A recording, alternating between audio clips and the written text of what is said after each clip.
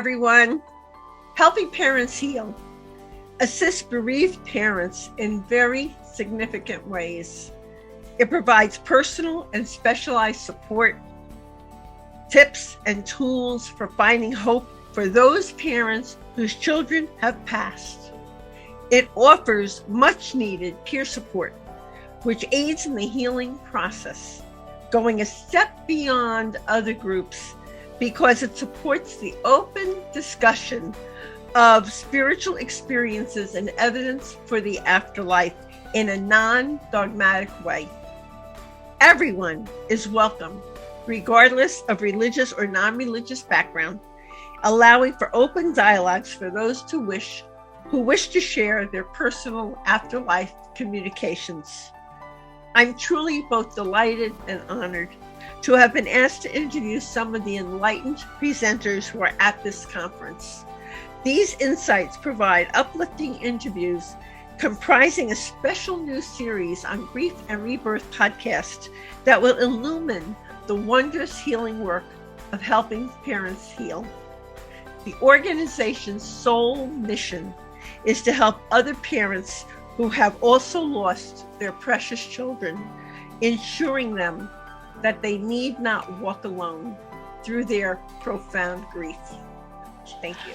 Hi, our next interview in this series is with Clare, who is a certified medium, an angel intuitive, a spiritual coach, an energetic healer, an intuitive life coach, and a 3-time near-death experience survivor. During Michelle's third near-death experience, she suffered a traumatic brain injury.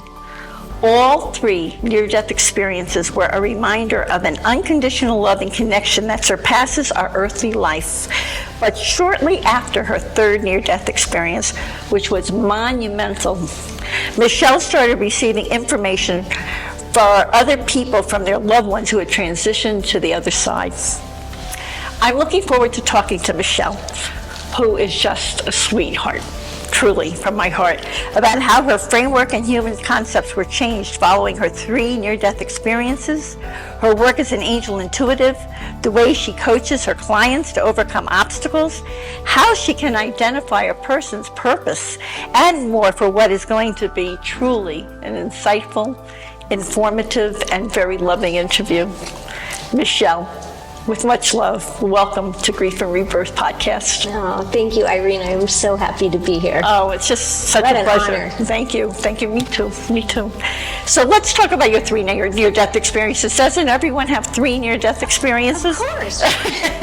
and sure how they changed your life. I mean, they changed the framework and human concepts that you had. So what was that about? Absolutely. So they were all, I had one in April 2000, then I had another one in May of 2006, and then I had my third and last one on 11/1/11. Oh my God. For people who like ones, there's a lot of ones in that. Were they all accidents? So the first one I had a seizure. I was in the hospital and my sister-in-law had given birth. So I was in there visiting her, talking to my friend in the hallway who was actually her RN, and I had a massive seizure. And so what I remember was just opening my eyes and my head was in my grandma's lap. My grandma had transitioned a couple years before that. And I remember looking up at her, seeing her be the healthiest, brightest version of her that I could remember. And I remember being in this white room, and it had what I would say were walls, but the walls were almost like cells or molecules, and they were alive and kind of moving, and yet they seemed solid. But each cell was radiating this light and love and completion. And as I was sitting there, just kind of, it felt so good. You didn't want to go back? No, I was just laying there, and I looked up next to my grandma. There was this 12-foot angel standing next to her. And I looked at her, and I was just awestruck by her beauty and the way I was feeling her energy. No, I mean, did she have wings and the whole thing? What did she look like? Yeah, so I went to look for her wings as soon as I recognized her as an angel because I was ready to see these big feather wings. And what I saw was that they were actually light. They weren't made out of feathers, but they were moving kind of like the aurora borealis would through the sky. And they had almost like a life of their own. Wow. They were translucent and iridescent and They were absolutely stunning. And as I looked at this beautiful angel, I was thinking in my head, I thought, what is your name? And she answered me. She said her name was Madeline, and she was one of my guardian angels. And I was a little surprised because I was like, how does she know what I was thinking? I didn't know about telepathic communication at that point in time. And so I just spent, I have no idea how much time in this beautiful space, soaking it all in, feeling this love that is truly beyond words. And the next thing I know, I hear someone yelling, code, code, code, and I'm back in my body. And so all of this happened, but it's for on the earth plane, it's like a second. Yeah, I have no idea how long it was in Earth time, but I was already in the hospital and had stopped breathing, so they were yelling code. Wow. Yeah, but it was amazing. And I came back from that experience, and I had truly never felt that loved in my life. And I grew up feeling loved. But it was just a whole nother level, a level of being complete and perfect and whole. Wow, that's amazing. And then number 2, what happened the second time? So number 2, I had a lot of complications after I had my son. So I have 3 kids and he's my youngest. And when I had him, I was in and out of the hospital for 6 weeks. Afterwards, I would run fevers. They'd give me IV antibiotics. Finally, they decided I needed to do a DNC. So I went in for that, and that's just a procedure, 45-minute outpatient. They clear out your uterus, and you go home.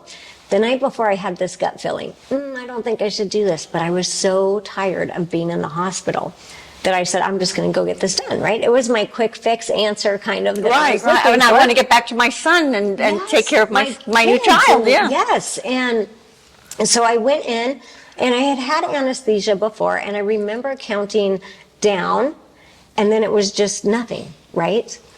And then the next thing I know, I'm on the gurney in the operating room, and I look over, and I have this beautiful white German Shepherd who is my soulmate dog, who had passed a couple years before. Her name was Tahoe. She walked into the operating room, laid her head on the gurney, looked at me, and we were gone.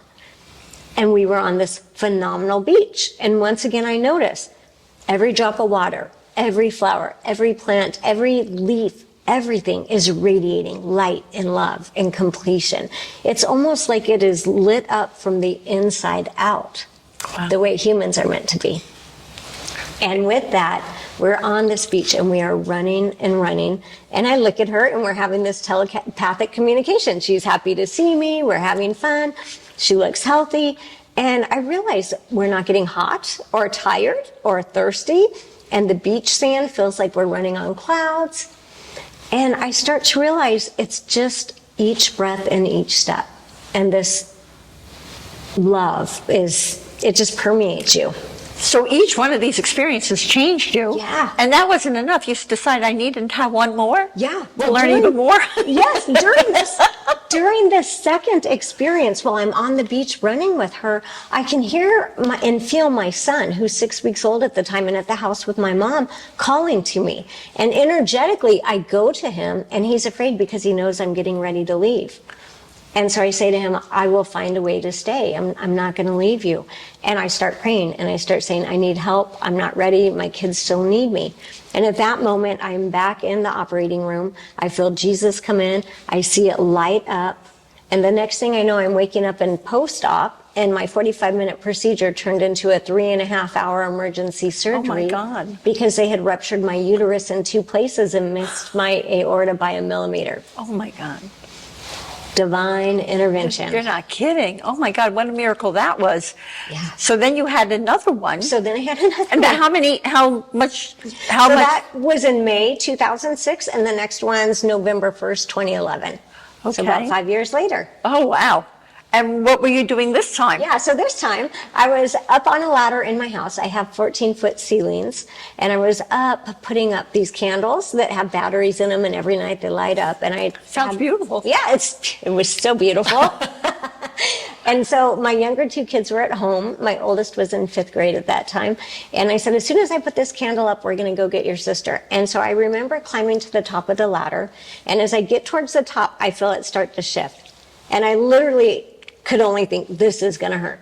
And at the next moment, I know I am being ripped out of my body. not in a painful way, in a fast way, like a bungee. So you don't feel the fast. pain, actually. I don't feel pain, but I'm ripped out of my body, and I'm turned around, and I'm facing my body and the ladder suspended in the air. And I'm standing with these three people who I don't know, but I feel like I know them. They feel like family. I feel like they know me inside out. And they looked at me and they said, well, what do you want to do? Do you want to stay or do you want to go?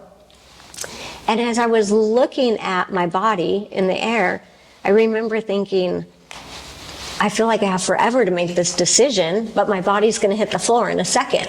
But nobody was rushing me. I had forever. Yeah, that's the time thing, Yeah, because there's no time on the time. other side, right? Absolutely. So it seems really long for us on the earth plane, but there's no time. And as I was watching my body in the ladder, I saw this different angel come in, beautiful angel dressed in red and gold. And as I saw this angel, I knew, oh, this angel is going to make it work out so that I can stay or taking me home. Like there was just a knowing. just so. Just a knowing. And again, the wings were more like light. Yeah. Which is a wonderful explanation for people, because when we get the visions of angels having wings, it's really their light radiating off of them. Beautiful light. Yes, they don't need feathers to fly. They So don't. interesting. Yeah, so as I was standing there, I could see my younger two kids in the house. And as soon as I saw them, I knew I needed to stay. And it wasn't even ever verbalized. It was just known. And as I decided that I would stay, they said, okay, Michelle, we expect you to go back and do more than you've done. Being a mom is part of your life purpose. That's not all of it. You need to go back and do your mediumship in the way that only you can do it. You need to go back and help people in the way that only you can help them. And on and on. And it was so many things were revealed to me, and I don't believe to this day that I even remember everything, but it's like they give me memories at times. Wow. And so from this, you started receiving information for other people? Yeah. So I ended up falling off the ladder. I hit the back of my head on the corner of my granite island. I had a 5.5-inch skull fracture, a brain bleed. I lost my taste, my smell, my hearing, my equilibrium. But I missed my brainstem by 1/2 inch. Oh my God. I survived that fall by 1/2 inch, which was what Divine intervention yes. again. And then what inspired you to become a certified medium? Because you Yeah. were getting messages and... Right. So the first thing that happened, the biggest message that I got originally was in January 2012. So my son was 5 years old at the time, and he had said that he had tried to call 911, but his call didn't go through. And so he was getting really depressed, and he would tell my mom, myself, my mother-in-law, I didn't do anything to help her. I didn't need to be there. And we'd say, well, you opened the door for the policeman. Like, you were very helpful. The end of January, my grandfather, who had transitioned when I was 12, came through, and he said to me, he said, Michelle, he talked about my accident. He talked about my son. He said, he's good with electronics. And he said, you need to get the 911 recording on there. There's something you should know. I didn't even know I could get the 911 recording. So I went to the police station and I ordered it, and it came in a couple weeks, and I put it in and played it, and I hear them say, 911, what's your emergency?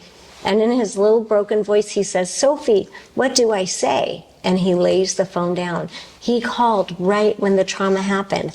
And for the next minute and a half, 911 is trying to get their attention. And then he says, I'm going to go push the panic alarm on the house. And she says, hold on, let me try calling 911. She hangs up the phone and her call goes through. Wow. Now, who was Sophie? Sophie's my middle child. Oh, I've got wow, 3. Yes. wow. So both of their calls went through. And so once I had this huge visit from my grandpa, my mediumship opened up to a whole nother level. But it couldn't have happened to someone who was more important to me than one of my kids. That's incredible. And it changed the course of his life. He went from feeling like he did nothing to help me to empowered. That's wonderful. So now you decide to become a certified medium. What's that all about? Absolutely. So well, before that, I mentored for a while. So I found people to mentor with. And then what I wanted to do was actually just gauge where my skill level was. And I wanted to add some validity to it, right? Because it's all over the spectrum. Right. And sometimes people think it doesn't have a great reputation because there have been a lot of frauds in it. Well, so I did certified medium testing, which was basically I would log on for 5 blank Skype readings, and they'd just say log on Wednesday at 11, and I'd get on and I'd just start giving them what I was giving. Okay, I'm feeling a young male come through, feels like he had head trauma, whatever. And so they go through and they score you and rank you. And so then once you pass those 5, you're certified. And you made it. I made it. Without a problem. In what ways does your mediumship help people find peace, understanding, the tools they need to reconnect with their loved ones who have transitioned? Like, what happens in a session with you? Yeah, in a session with me, well, number one, I think it's really important that people find out their loved ones are okay. As a mom myself and as a daughter with my mom transitioning, my feeling is always like, if my loved one can't be right here with me, I need to know they're okay where they are. Whether that's my kid off at college or in the other realm or whatever this is. And so in a reading, those are usually a lot of the things that come through. But they'll also give me a lot of information to validate where you are in your life. And they might just be like, yep, I know you had a flat tire last week, right? Because if they know the small things, they know the big things. And that's where the level of peace starts to come in. Wow. And you're also an angel intuitive? I am. So tell us about that. Yeah, so with that, I can actually communicate with the angels and get direct guidance for people. And I can also, tap into how many angels are around them. Are they working with specific archangels? So it's a beautiful realm. Fabulous. So now, not only are you dealing with mediumship, but you're also giving people life advice. Yes. Right? Well, yes, but not advice from me, advice from a higher power. Right. But you're channeling that. Does that come through the angel intuitive readings? Yes. And sometimes some of all of that will come in a reading, because it's like when I turn on. And when I open up, yes, your loved ones want to talk to you, but so do your angels, so do your life guides. There's a lot that will come in. Now, here's the thing. A lot of people might not be open to the angel reading or the life guide part of it. They might just want to connect with their loved ones. So I will kind of guide and direct it to the best of my ability. It's challenging sometimes. It sounds like it can be very challenging to meet the need of your sitter. Well, yes. And one of the things that happens that I find very interesting is a lot of times, well, not a lot, but 1 out of 10 times I'll be reading for someone and I'll say, I've got your mom here. Oh, not my mom. I want to talk to anyone but my mom. And whatever this is. And I'll say, that's not how this works. Like, number one, I can't make them be here. And and the other thing is this. A lot of times the people that we think we don't want to hear from because we have issues with are actually the ones that come in and bring us the most healing, because they say, I'm sorry, or they say, I know that was on me. And so a lot of times, if you are open enough to receive the message you're getting, whether they're on your A list or not, right, there's a lot of healing to be offered. Well, don't they get a life review, Michelle, when they cross over? So a lot of times they get to experience what they prompted in a lifetime, so that they learn a lesson that way. I would think that would be natural for them to want to come through and say, I'm so sorry. I know how I made you feel now. Right. I didn't understand then. Absolutely. And that's kind of one of the reasons why I'm not a big believer in karma. Because at the end of our life, we feel everything, when we're ready for our life review, that everyone else felt. Your soul is infinite intelligence. You don't have to live another 100 years to find out you shouldn't, literally stab someone in the back or do whatever you've done, right? So there is this energy of your life is complete on a soul level when your life is complete. But then you come back and you have more lessons to learn, or different people to engage in. But it's not done from a place of karma. I think karma gets the energy of, like, I believe in karma in the sense of, if you're out there shooting at people, you're probably going to get shot by someone, right? But not in the fact of, you've done something bad to me, now I'm going to do something bad to you. I think it gives them a chance to try to help their loved ones on this side once they've found out the harm they caused. Right, and they don't stop evolving on the other side. So they're not just helping us because they love us. It also feeds into their evolution as a soul. They keep growing. Now, I know your healing energy work restores physical, mental, and emotional balance, which in this day and age, we all need to be balanced, to say the least. So you want to talk to us about why that's important and how does that work? So if someone gets a reading with you and a session with you, they're also going to get healing in certain ways. In some ways, yes. I usually schedule healing sessions completely separate, because that's a totally different focus for me than opening up. But the way that this works is, I've asked Spirit many times, I'm like, Spirit, what is miracles? How come we don't all have miracles? They said, Michelle, everyone has miracles, but we call them happenings. They happen when you're in alignment. So when we are in alignment, body, mind, spirit, that is when the channel to source, divine, whatever you want to call the higher power, is flowing through us. That's when our bodies heal themselves. That's when our minds heal themselves. That's when our emotions heal. So you facilitate that. You help them to get into alignment. So what I would do, yes, with all of my readings or my healing work, I basically hold this space. And I hold this space to hear what your loved ones are saying, your angels are saying. I hold this space for the higher power healing energy to come through. But I'm basically a space holder. Think of me as like a little comma. And? That's wonderful. So speaking of being a space holder, your presentation to Helping Parents Heal is titled Into the Light, How 3 Near-Death Experiences Changed My Life.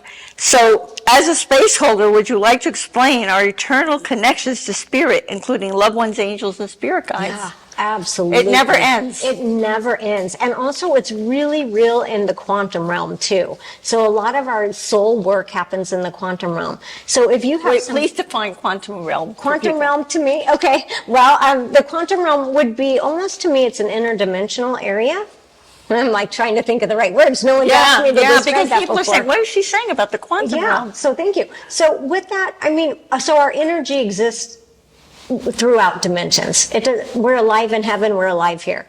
There is no end to life.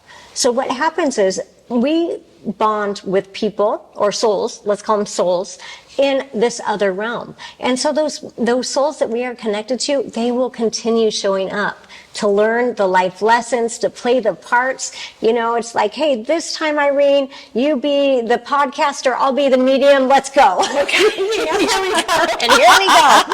And so we actually have, on a soul level, we are tied to, in a beautiful way, I don't want to say we are entangled, we are divinely structured to be with specific souls, our soul group, our soul family. That's wonderful. And these spirit guides we have. Yes. And these angels we have any of them had human lives, or are they a specific category unto themselves? Right. To my awareness, they have had human lives because that's how they can understand our human experience.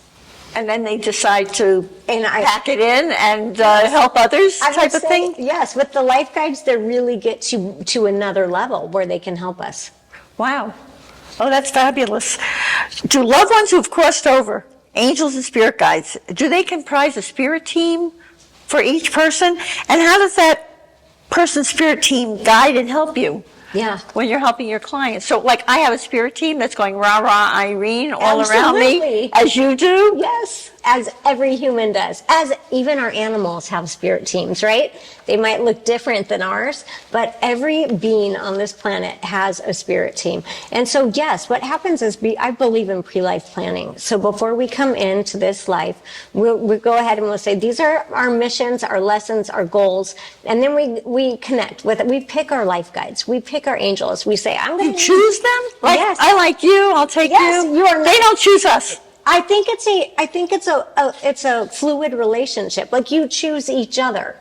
You choose each other. And have we had relationships at times where we choose each other because we know each other and we're comfortable with each other also? Yes, absolutely. And then also because they have reached this higher level of understanding. So the life guides are really here to keep us on our mission, to keep us on our track. And so you might keep thinking like, oh, I'm tired of doing podcasts. Well, but here comes another opportunity. Oh, I'm tired. Well, here's another. So they're giving you these opportunities to keep you on track. Well, I can directly relate to that, Michelle, because I was doing my book, I had my experience and all that, and all of a sudden one day the word podcast came into my head, and I knew that was a message from a guide. Yeah, so they're always talking to us, and I'll tell you one thing about our angels and life guides and loved ones in spirit. They often speak to us through other humans. You don't always have to go to the medium for the message, but maybe you see the billboard, or maybe you hear a message from this person at work and this person at home. They're talking to you, they're planting seeds, they're giving you whispers. Okay, and why would you say it's important to heal issues from this lifetime or past lifetimes? You're helping people to heal, to become balanced. Why do they want to work on that? Why do they want to do that? What's that going to do for them? Yeah, because it helps their soul to evolve to the next level. So there are two things that are happening right here on planet Earth. We have our human life and our soul's plan. We have two plans that are running in tandem with each other, right? So sometimes the human says, oh my gosh, this is terrible. What is happening? The soul's like, awesome. Once we get through this challenge, we're headed to the next level. So often we are only in our human consciousness, but when we tap into our soul's consciousness, think of the people that have the stories that inspire us, it's because they went through a challenge, right? That's absolutely true. And we're like, if they can do it, I can do it, right? Right. Because they were following their soul's path. That's really interesting. So when people are going through really tough times, they can think of it as part of their soul growth. Yeah. And part of becoming conscious and evolving. Absolutely. Right? So you have a Wisdom Within membership. Mm-hmm. Tell us all about that. Yeah. And how members of our Grief and Rebirth podcast audience can partake. Yes, well, I love my membership. I mean, so they're, depending on the tier that they choose, they can have a webinar and a gallery reading once a month, and then I like to get on and do a Facebook Live, which is just for my members, so we can get that one-on-one time, questions answered, messages. That's fantastic. Anything else you want everyone to know about what you're doing, or tell us your website, give us your contact information? Yeah, it's Michelle Clare, MICHELLE, Clare, CLARE.net. And you can book individual sessions. I do like house parties and small group readings like that. I also have gallery readings online and some readings in person if you're in the Phoenix area. Right, and they can contact you and have a Zoom reading also. Absolutely. Yeah, I would say you do a lot of that. About 3/4 of my readings are on Zoom now. But it's much more wonderful to see you in person, I must say. I must say. And what's the Michelle tip for finding joy in life? Honoring yourself, clearing out the people, places, and situations that don't honor you. And when you're truly in that place, the joy is effortless to find. Oh, that's beautiful. That's wonderful. Well, I happen to know for a fact that your loving intention, that each person you read will find inspiration, comfort, and the understanding that we're not living this life alone, that we are being helped and guided from the other side, is like such a blessing. And you're so appreciated, and you're taking away the illusion that our loved ones have disappeared, because they haven't. Thank you for teaching so many people that love lives on, Michelle, and helping so many people to know that. And thank you from my heart, always, for helping so many people through this interview today. And this really eye-opening and truly loving interview. And I just want to thank everyone from my heart. Here's a loving reminder that you can see the show notes and all Grief and Rebirth podcast episodes on IreneWeinberg.com. And make sure to follow us and like us on social at Irene S. Weinberg on Instagram, Facebook, Twitter. And if you're watching here on YouTube, check out Michelle and me, and be sure to click subscribe below so you'll never miss an episode. With so much love. Oh, thank you so much, Michelle. Thank you.